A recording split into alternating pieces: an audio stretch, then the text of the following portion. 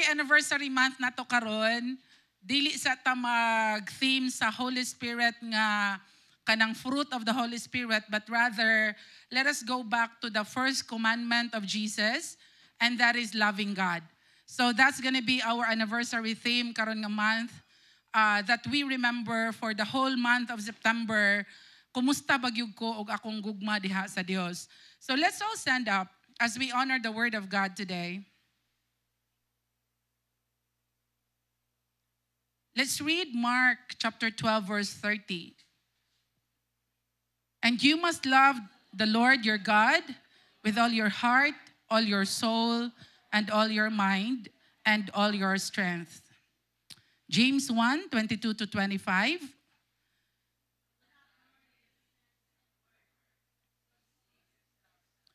Do what it says. Anyone who listens to the word but does not do what it says is like someone who looks at his face in a mirror and after looking at himself goes away and immediately forgets what he looks like. But whoever looks intently into the perfect law that gives freedom and continues in it, not forgetting what they have heard, but doing it, they will be blessed in what they do. John 14:15. If you love me, you will keep my commandments. Let us pray. Holy Spirit, thank you that you are using me as your mouthpiece this morning. We pray, Lord, that you open the hearts and the minds of the people today, on-site and online. We pray that your word mahimong mutisok sa among kasing-kasing and muusab sa among kinabuhi. Nagtuo mi Ginoo that your word is very powerful. Salamat nga mao kini ang among sword nga mopildi sa tanan nga buhat sa kaaway. We thank you, Lord, sa imong pagabuhaton this morning. We will come out from this place nga naay nausab sa among mindset. In Jesus' name, amen and amen. Now, the first commandment of the Lord Jesus Christ, in the Old Testament, 10 man kaabuok ang atong commandments. And I would encourage parents to let your children memorize the 10 commandments. Just let them, ang school no, mag-demand man mga i-memorize ning lupang hinirang, i-memorize ning a prayer, i-memorize ni, no, mitras bata pa yung mga anak, let them memorize the 10 commandments.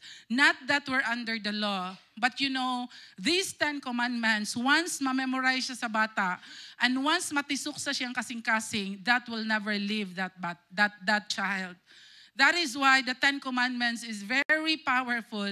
Tungod kay si Jesus Christ, ingon siya, I came not to abolish the law but to fulfill it. Sometimes we have this idea na kung anak na ko sa Diyos, kung born again ako, dili na ko mag-follow sa 10 Commandments. No, you are wrong. Kung anak ka sa Diyos, ang timailan nga anak ka sa Diyos is kaya ni mo buhaton ang 10 Commandments.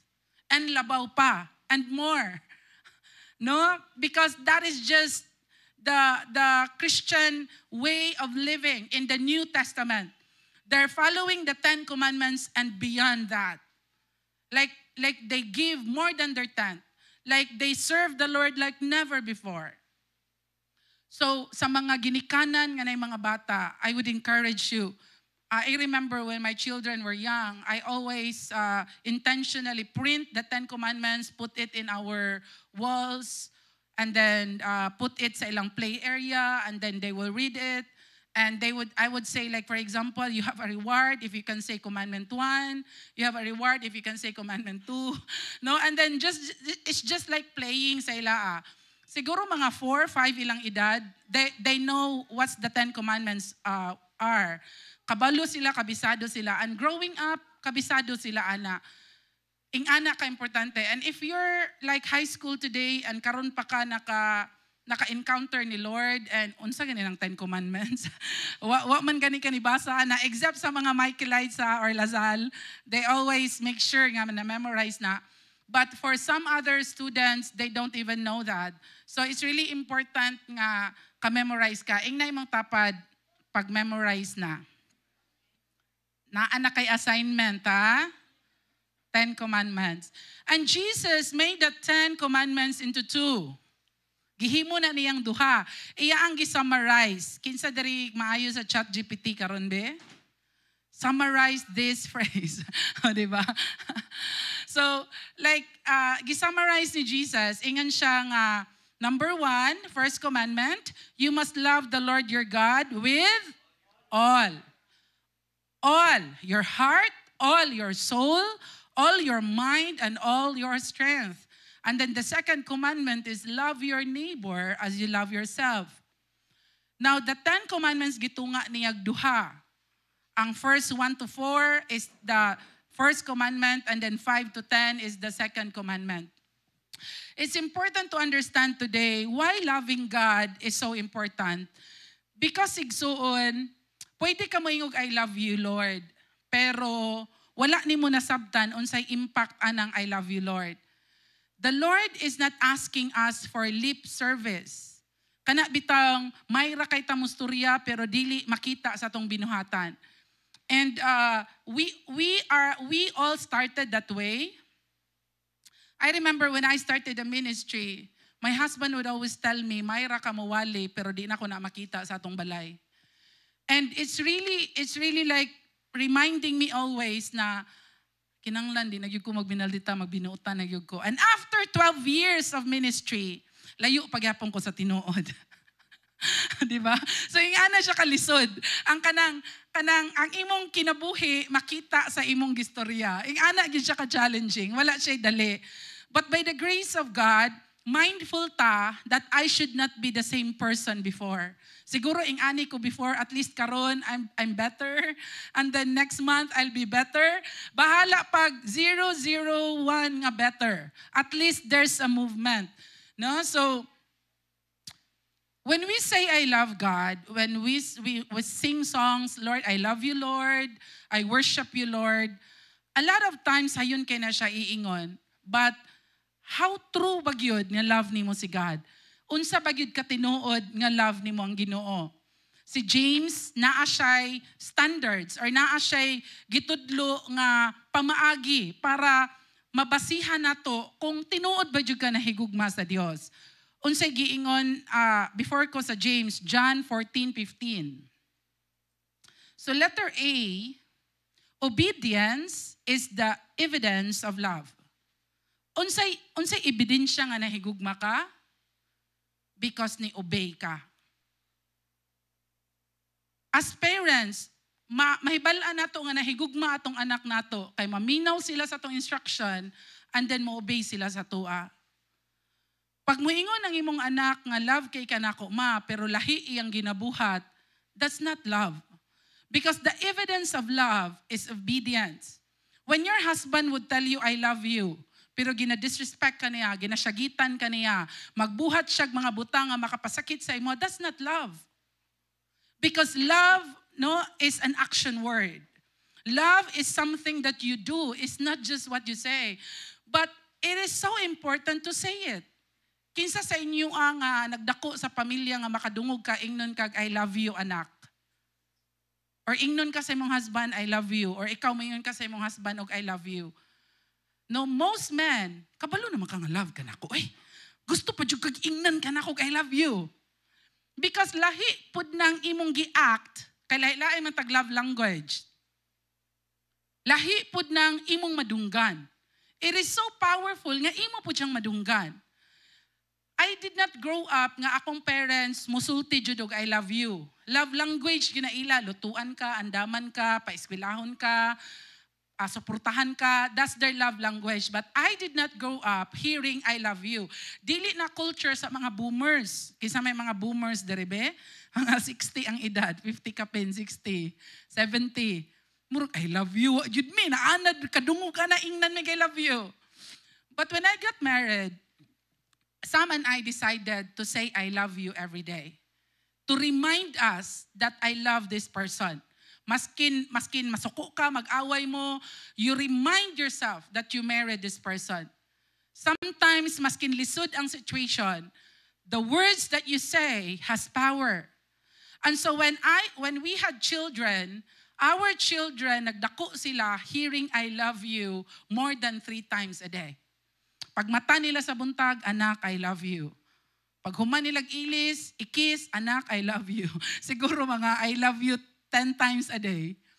But I always say that to them to make them confident that somebody loves them. Even if they fail, even if, example, mabunalan sila karon, after a while, explaining anong nabunalan sila, and then before sila matulog, reassuring, anak, you're doing good, and I love you, even if you failed. That's very important. That's why, a lot of times, tungod kay importante ang masulti nimo ang I love you, mukanta na lang tag I love you, Lord, pero dili siya makita sa atong kinabuhi.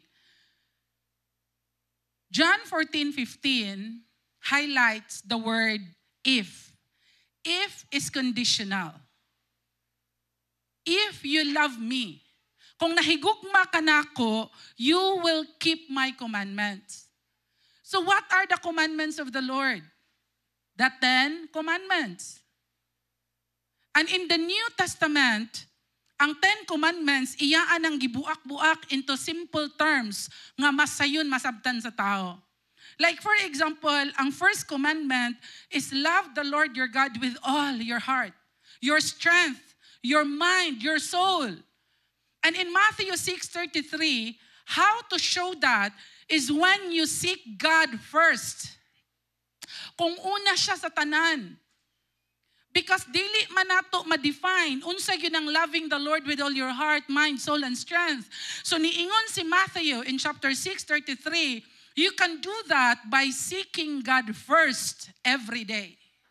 It's an action word, intentional. Pag mata nimo sa buntag, dili cellphone ang una, but si Lord. Ingna imong tapad, cellphone una nimo no. Ingna siya. Marag cellphone dyan una nimo pag mata nimo sa buntag. Pag mata sa buntag, you take time to pray. 5-10 minutes. Lord, karong adlawa, mauna, partner ta karon Lord. That's seeking God first. And then you read the word or listen to the word. Naa may audio Bible karon. While namahaw ka, turn on your audio Bible. While nagkaon ka, kung wala kay kasturya, or while nalibang ka, turn on your audio Bible. Why not? You listen to the word. Mao naman ang generation karon, kapuyan magbasa. Pwede pa lang i-chat GPT na tanan, AI na tanan, no? But you know, there is always ways where the Christian community as well are evolving. Sa una, walay audio Bible, karon na nay audio Bible. Nag-evolve sila. Naanay mga AI karon that is representing the Christian teaching or foundation nga sayo na lang. Meaning, wala pod nagpaulahi ang mga anak sa Dios para makapenetrate sa Gen Alpha and Gen Z. Kung unsa ilang way of learning, ang Christian community as well are developing ways para ang word of God ma-adapt or ma-welcome nila, matudluan gyapon sila. Dili na nimo sila mapabasag Bible the way sa atong lola-lolo did. No, the young generations cannot just do that. Nga read this whole chapter, then read a real Bible. Many of them cannot really, what? Mura na sila imong gipanish. But there are so many ways to learn the word of God. Kinahanglan lang ka kanang naakay technology nga isagol or intentional ka as parent or igsoon. James chapter 1 verse 22, do not merely listen to the word and so deceive yourselves. Do what it says. Do what it says. Last Sunday, akong gitudlo is breaking generational curses. Gitudlo na ako last Sunday kung unsa ka importante ang intentionally putlo nimo ang tunglo nga generation. Kabalo ka nahitabo ni sa imong lolag-lolo, nahitabo sa imo, na pwede na mahitabo sa imong mga anak. So akong gitudlo last Sunday is it ends with me. And specific ni ingon ko, dili maputol ang generational nga tunglo by just praying and reading the word. Because most Christians believe that. Magampo lang ko, magbasa lang ko sa Bible, musimba lang ko, maputol na ang tunglo. Pastor, unsa di ay? Dili day enough? No, it's not. Even shouting in Jesus' name sa usa ka tunglo or sala or demon is not enough. Tungod kay naa kay flesh nga dapat nimo ilansang daily. We wanted freedom by just shouting in Jesus' name to a certain demonic stronghold where you're continuing nga nag-struggle ana, balik-balik sa inyong pamilya because malimot ta igsuon na dili ra demon imong kontra but naa kay flesh, naa kay body na dapat intentionally ilansang nimo sa cross daily. Muingon jud kag dili na ko ana, mo palayo gyud ka intentionally. And it takes a local church that you're committed. Muna akong ito last Sunday. You're planted. Someone above you, your D group leader, your pastor, to correct you, rebuke you, and to pray for you. It takes a community to break a generational curse. It takes a church to battle with you para maplastar ang imong kinabuhi, maplastar imong marriage, maplastar imong mga anak. It is not enough just to pray and to say in Jesus' name or read the Bible. But rather obey unsay imong nabasa. Many of us is just reading the Bible because ingon imong D group leader, magbasa ka, mag-devotional ka, but not intentionally understanding what you're reading and obeying it. There's a big difference when you study the Bible just for compliance or you study the Bible because you intentionally wanted to break free.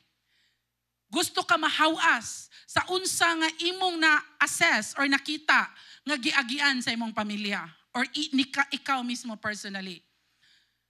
James is saying, do not merely listen to the word. Do not merely listen to the word. Do what it says. Buhata. That is why when we say, I love you, Lord, it means that you are obeying His word. Obedience. Jesus is saying, if you love me, obey me. If you love me, obey me. So many times, matingala ka, dugay na kay ka nga Christian, pero you're in bondage with something. Dugay na kay ka nga Christian, pero dili ka tinud-anay nga na naglakaw ngadto sa purpose ni Lord in your life. Why? Because you're just listening to the word, you're not obeying it. Obedience is the evidence that you love God. Kung naay instructions si Lord nimo, mo obey ba kadayon? Because you know, this is how the Holy Spirit works. The Holy Spirit is not asking you to do one thing at one time. Kabalo siya unsay kaya nimo. The Holy Spirit will just highlight something at a certain time. And kana nga area mo'y need nimo pasaron. God is a good Father. Wala siya nag-expect nga overnight mabago ka dayon. Kabalo siya unsay kaya nimo. Kabalo siya unsay pacing nimo. Because He loves you. Mura bitaw ginikanan, like our children are very unique in so many ways. We cannot just ask them to do this, karon dayon, and everything. No, it's not. Parents are very patient sa ilang mga anak. And sabto nimo ang journey sa imong anak, unsay traumas niya, nga ikaw ra po'y nag-cause, nga parents. And you really have to deal with it.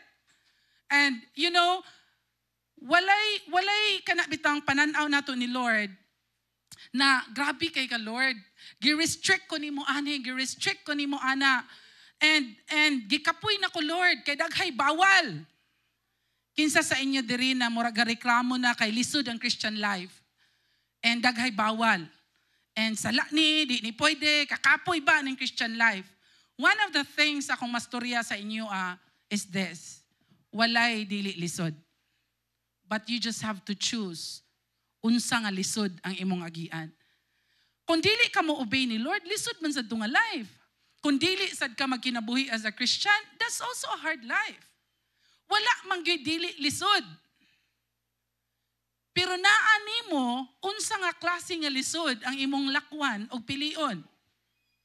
Our key verse is saying in the book of James, in verse 25. Ate, let's go back to our fourth slide, 4. Unsa ingon sa verse 25? Gihangyo nako tanang mga lalaki to please read.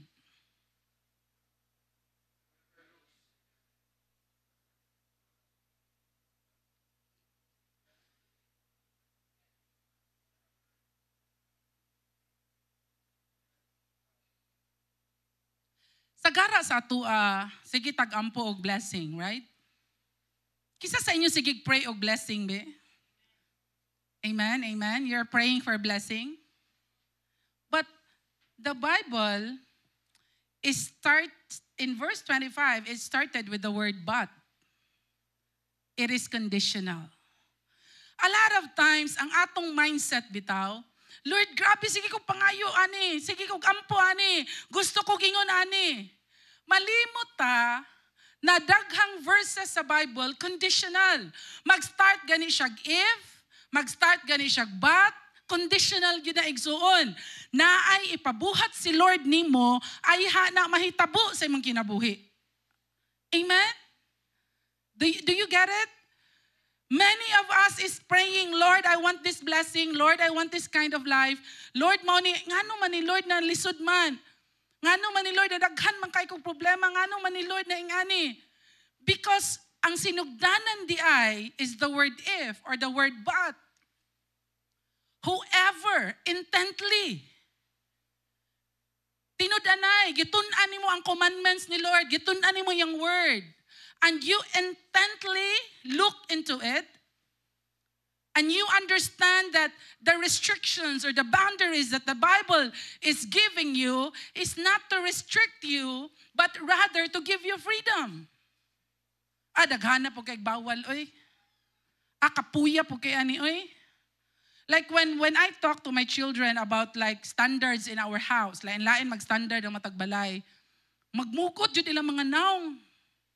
And muingon jud kapuya po kay daghan kay aning standards, daghag rules, daghag discipline sa balay. Og di na mo ganahan, pwede ra gyud mo gawa sa atong balay.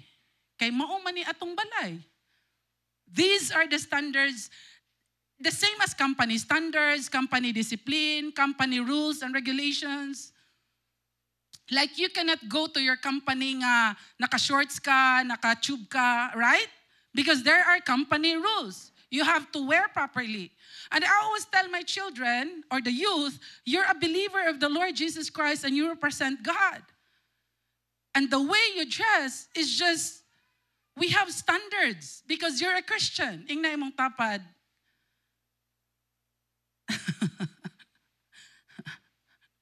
Magpa-sexy ka sa beach lang. Amen?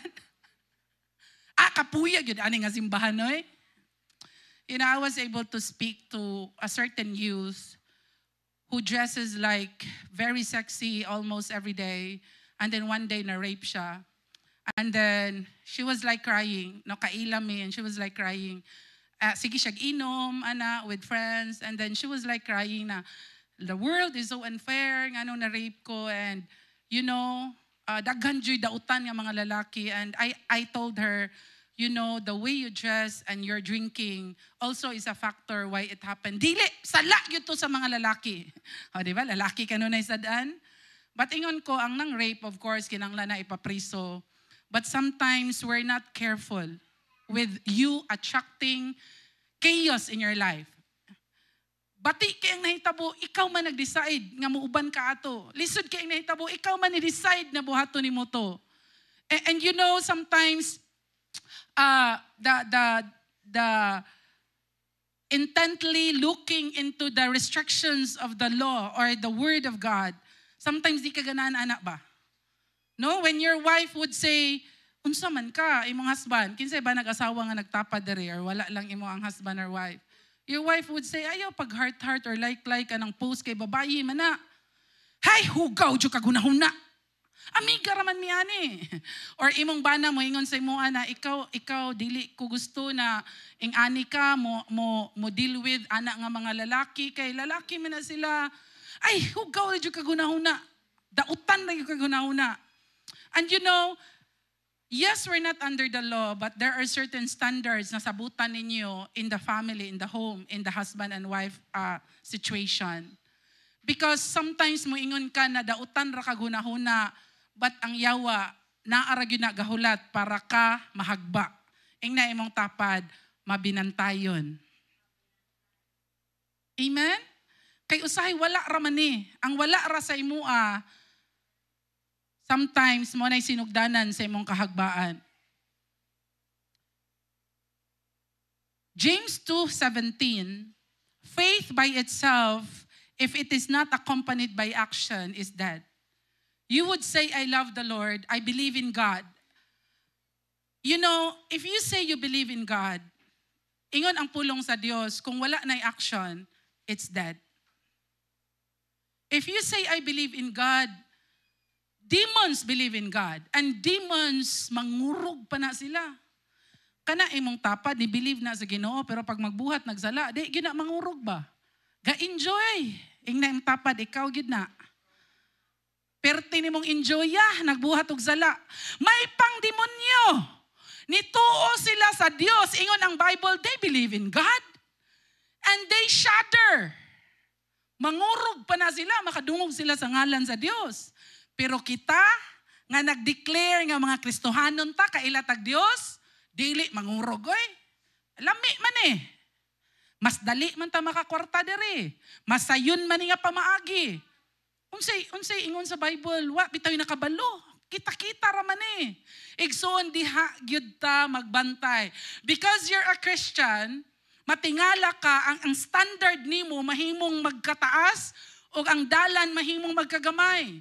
For some people, okay ra mag-under the table, okay ra mag-cut og prices, okay ra magbinuang, kay wa man sila relasyon sa Dios. Pastora na nga dato lagi sila, kaning mga contractor sa DPWH ba, grabe, uy! Grabe ka mga amazing. Pero kay anak man kag Dios, sila, wa man sila kailag Dios. Buhatag ay nagsugod, di ba isa pa lang bulan, matingala na ka, nagkasirko balintong na, di yung kamo dato. Ngano man ni sila, pila na ni katuig nila nga ginabuhat, nga dato raman sila, ilang mga anak, okay raman. Ako, bago ragay ko gasugod, ni sirko balintong naman ni tanan. Kay anak makag Diyos. Mao na'y difference.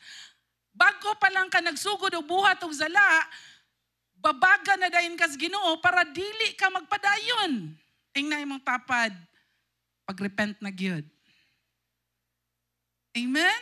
Kay abi nimo okay ra. Abi nimo pwede ra ni, wa may nakabalo. Ako ra man isa. Igsoon it's not. Faith by itself, it is not if dili siya accompanied by action, is dead. May yung kagrabe kay kag pagtuo, pero wala makita sa atong binuhatan, igsuon, patay yun na nga pagtuo. Your actions no, is very important. Number 2, obedience brings blessing and freedom. Atong verse 25, kung intentional ka nga mo obey, o kinasing-kasing imong pagdutdot dara sa Dios, blessings will come. We always wanted blessings. But we don't want the sacrifices of obedience. We don't want the dying to self daily. Lisod, dili taganahan na ng lisod, dili taganahan na ng kanang maglisod ang imong flesh. Mas ganahan tag unsay sayon, unsay comfortable. Well, I have news for you. The Christian life is never comfortable. It is never comfortable. Para sa uban, mao ni sayon, mao ni mas dali makakwarta, tungod kay Christian ka, lisod kaayo ang kwarta. Tinarong imo aso, dugay ang proseso. Ang uban nagdali, paspas kaayo ilang pangwarta, paspas po na mawala sa ilaa. Obedience brings blessing and freedom. Deuteronomy 28 verse 1 to 2. Gihangyo na ako tanang mga babae to please read.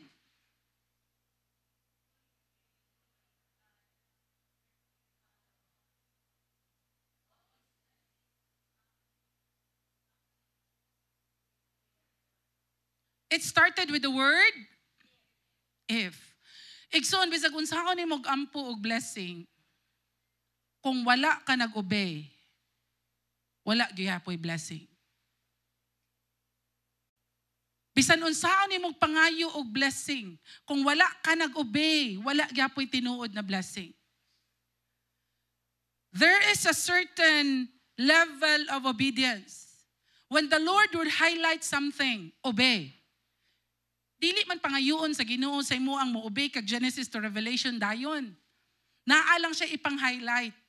Naalay mga circumstances nga murag mubugat kay sa imoa. Naay mga circumstances nga murag kinahanglan nimo atubangon or naay panag-away. Naay mo rise up nga something. And you have to deal with it in obedience. Kaniadto ing ani ka the way mo deal with things. Nya magbalik-balik. You have to win and obey para di na to siya mobalik. Lahi na pud nga level. So, lahi ang pamaagi sa Holy Spirit na mag-highlight siya og something nga kinanglan ka mo obey. And if you're praying for blessings today, the key is if you obey.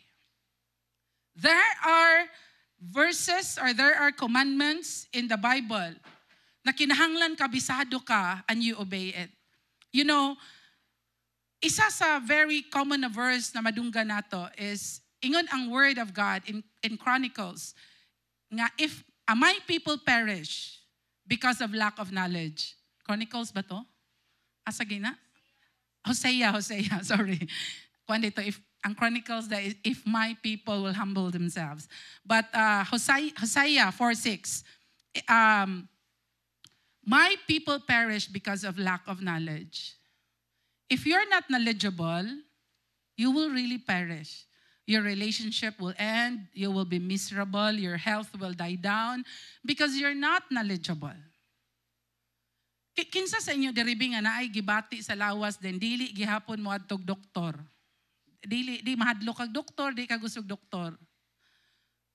Igsuon mamatay jud ka anag sayo. Dili na siya kay nanunglo ko. Mao gyud na giingon sa Bible. My people perish because of lack of knowledge. Instead nga maagapan ka, instead na maabot pa kag 80, tama na lang kag 50. Nga naman, di ka matog doktor, dili ka magpa-doktor, o dili ka mo inom og tambal. Kay ang tambal makadaot sa kidney. Once ka na imong mindset, sige ra kag kinsay na diri nga sige rag herbal. Herbal gyud ko pastora, di ko matog doktor. Igsuon, ako na gyud nang matagna nga imbis mga lagad pa kas Ginoo sa taas nga kinabuhi, mahuman gyud na imong kinabuhi og sayo. Ngano man, lack of knowledge. I was able to talk to a doctor friend and he said, kining mga pastor ba, musturya og health, mura mas nakabalo pa kaysa sa amo nga mga doktor. And sometimes, maskin ang pastors, for example, would talk about health like murag expert kunuhay ka compared sa mga doctors. And how sad. Because they've studied health, we study the soul. Di ta pareha gistadihan. Kalag o espiritu ang gistadihan sa pastor, dili lawas sa tao. Doctor studied for 15 years. Pero kung pastor na musturya og health, mura pug mas nakabalo pa kaysa sa doktor. Do not be too spiritual. Ing na imong tapad to the point nga di ka matug doktor. Ing na siya, gahi kay nag-ulo. Maunang mamatay og sayo. Kay dili ko matug doktor, kaya ra nako ni imnan na nako ni kuan kanang tanan na lang dahon. Igsoon okay ra ng herbal kung wala pa ka nagsakit. Prevention. Pero kung naa na kay sakit, adtog yung doktor. Ay, pastor, nag-prayer and fasting ra ko. Nag-ampo ra ko. Mao ba? Praise God. Kay kanang imong style, mo na imong kamatiyag sa'yo. I mean, real talk, igsoon. Kung dili gyud nimo tinud-on imong health, you will die young. That is just true. Labaw pa sa dili pug ka mo exercise, sama nako. Pero layo naman ko mag-park karon para maka-hike ko. Palusot, no? Para maka-hike lang ba, layo ka mag-park. But you know, it just dawned on me ba na that's why people perish because of lack of knowledge. In the area of law, for example, ilang naman si attorney diri, daghano nga, aso ko, kasuhan ako. Pero kung lawyers Labad kina sa ulo, oy. Walay kasuhay. Because kasabot sila unsa na kalabad sa bulsa, o labad sa ulo, o labad sa oras. Ingon po ang Bible, nga ayaw pagdali-dalig adto sa court. Amen? Biblical na.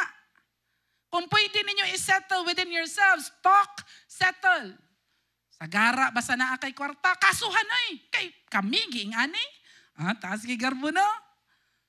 Maunang mahurot ka emotionally, mahurot ka sa bulsa, mahurot ka sa oras, di nakakaserve ni Lord. But katong mga knowledgeable yun sa law, moingon yun na og, kung pwede pa lang di ta magkinasuhay, kay kamuray luoy. Amen? And that's biblical. There are many verses that talks about coming to court or sa law. Lastly, igsoon, number 3, obedience reflects Christ to the world. When you obey, maybe dili kay kakabisado sa Bible, maybe dili ka gawali or dili ka ga Bible study sa imong mga kaila, but you live an obedient life. Maybe you're the Bible people are looking at. Maybe ang mga tao nga nagpalibot sa imuha, wa gay na nagbasag Bible or way panahon mo to church, but because kaila mo, that person is like looking at the Bible through your life. Ikaw mismo, ikaw as a student, imo mga classmate, di na ga-open ng Bible. Pero kay tarong ka nga estudyante, you're like the Bible they're reading. And dili nila na malimtan. Sa imong workplace, you're like the Bible people are looking at. And at the right time, that person will say, kato siya, akong kaila, akong amigo, akong boss, akong kauban sa trabaho. Kay kining mga anak sa Dios, boss, mangyud niing na imong tapad, maboss gyud ka. You will be the head and not the tail. Amen? Magsugod lang sa ubos. Wa may diretso, no? Pero you will be the boss one day. Or you will be the owner of your own company one day. Balag lisod. Because that's the will of God. Your obedience, igsoon, is a reflection na nakaila kag Dios. 1 John chapter 2, verse 5 to 6. But if anyone obeys His word, love for God is truly made complete in them. This is how we know we are in Him. Whoever claims to live in Him must live as Christ did. If you claim that you're a Christian, kung unsa ang pagkinabuhi ni Jesus, mausad ta magkinabuhi, igsoon. Usahay malimot ta kung unsa ang pagkinabuhi ni Jesus. And we are too religious, and malimot ta Jesus is not even religious. Kung tan-awon nimo ang pagkinabuhi ni Jesus, dili gyud siya religious, igsoon. Daghan kaayog mga gihatag ang religion nga this and that, nga si Jesus ingon siya is not necessary. Dili na kinahanglan, kini ang mas importante. And so, our obedience to Christ proves that we're Christians. Your co-workers, your neighbors, people nga nagpalibot sa imong igsuon, sila ang makakita sa imong tinuod na kinabuhi. James chapter 2 verse 18. Ang tanan nga youth, babayi ug lalaki, please read.